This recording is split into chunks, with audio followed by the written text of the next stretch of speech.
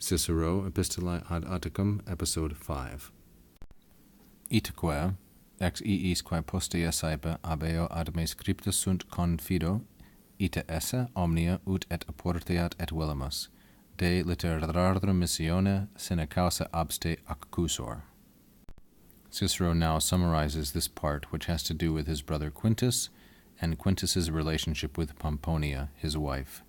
Itaque, and so, ex iis, from those things, and now we have a relative clause, those things which, quae, later on, often, two adverbs, postea, one a temporal adverb, and the second one another temporal adverb, which often afterward, ab eo, from him, ad me, to me, scripta sunt, have been written.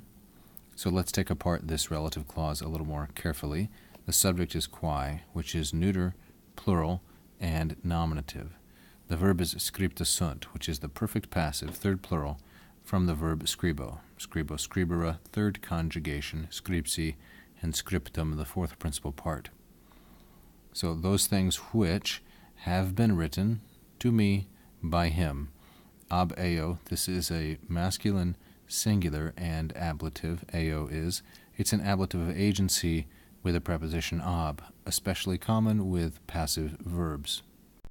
So to take it again, and so, from those things which afterward often from him to me have been written, I am confident, confido. This is the main verb, again, pretty much in the center of the sentence.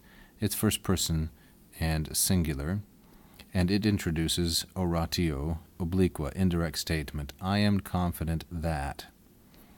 Omnia, all things, this will be neuter, plural, and accusative as the subject of the infinitive esse.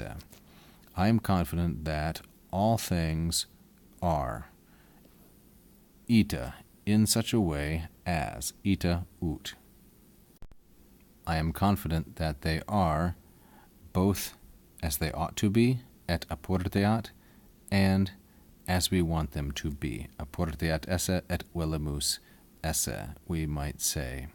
So confido introduces indirect statement, oratio obliqua, with the verb esse in the infinitive, and the subject omnia in the accusative, with this modifying adverb ita, and then the subordinate clause with the subjunctives ut, et apporteat, et velamus.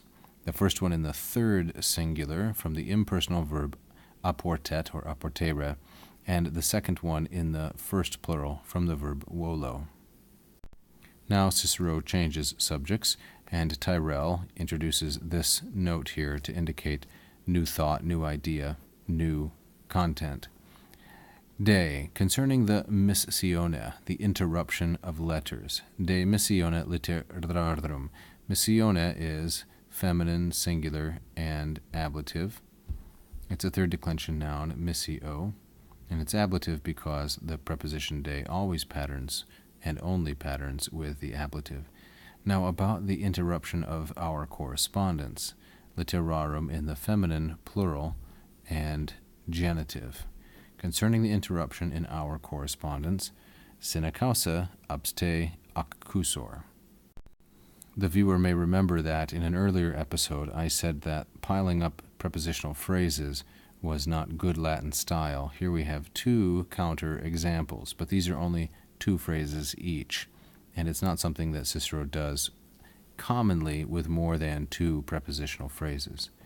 Concerning the interruption in our correspondence, for no good reason, sine causa, without cause, causa, feminine, singular, and ablative, with the preposition sine, which always and only takes the ablative, without cause, abste, by you I am charged, accusor.